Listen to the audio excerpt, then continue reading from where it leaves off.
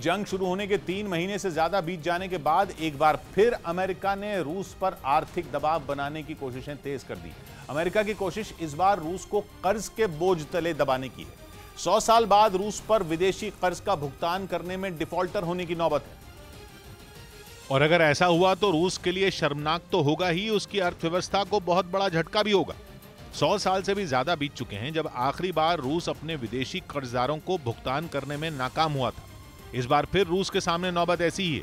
हालांकि जंग शुरू होने के बाद भी पुतिन के सामने ऐसा ही संकट आया था, लेकिन उस वक्त परेशानी का हल निकाल लिया गया था।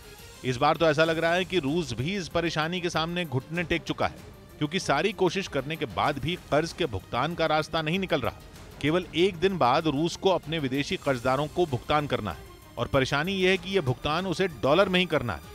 जबकि अमेरिका और यूरोपियन यूनियन के सख्त प्रतिबंधों ने रूस के लिए यह काम मुश्किल बना दिया है। सबसे बड़ी परेशानी यह है कि रूस का 1/3 विदेशी मुद्रा भंडार अमेरिका के बैंकों में जो फ्रीज हो चुका है। मतलब जब तक प्रतिबंध लगे हैं तब तक रूस अपने ही पैसे का इस्तेमाल नहीं कर पाएगा। ऊपर से परेशानी यह है कि विदेशी बॉन्ड के नियमों के मुताबिक रूस को भुगतान केवल डॉलर में ही करना है।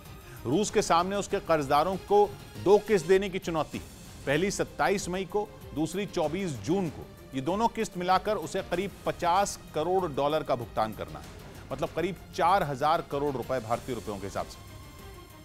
हालांकि रूस की आर्थिक हालत अभी इतनी खराब नहीं हुई है कि वो 4000 करोड़ रुपए का कर्जा भी न दे पाए, लेकिन परेशानी तो इसलिए है क्योंकि उसके पास देने के लिए इतने डॉलर नहीं है।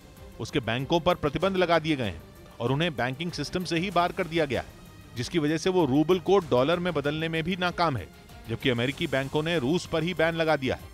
अमेरिका के बैंकों में तो रूस का बहुत बड़ा विदेशी मुद्रा भंडार जमा है, लेकिन रूस अपने ही पैसे को छू तक नहीं पा रहा।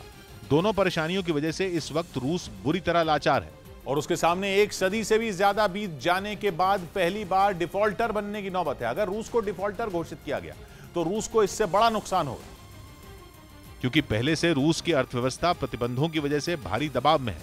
रूस मान चुका है कि उसकी जीडीपी इस साल करीब 12% गिरने वाली है। अगर उसने अपने कर्ज का भुगतान नहीं किया तो रेटिंग एजेंसियां उसे डिफॉल्टर घोषित कर देंगी। इससे केवल साख ही नहीं गिरेगी, बल्कि रूस से कंपनियों का निकलना तेज हो जाएगा। इसीलिए रूस की कोशिश है कि वो किसी तरह इस मुसीबत से निकल पाए। रूस ने कहा कि वो अपने कर्जदारों को रूबल में भुगतान करने के लिए तैयार है, लेकिन जिस बॉन्ड के लिए रूस की सरकार को भुगतान करना है उसके नियम इसकी इजाजत नहीं देते। बॉन्ड से जुड़े रूस पर कुल कर्ज $20 बिलियन यानी करीब 1.5 लाख करोड़ रुपए का है।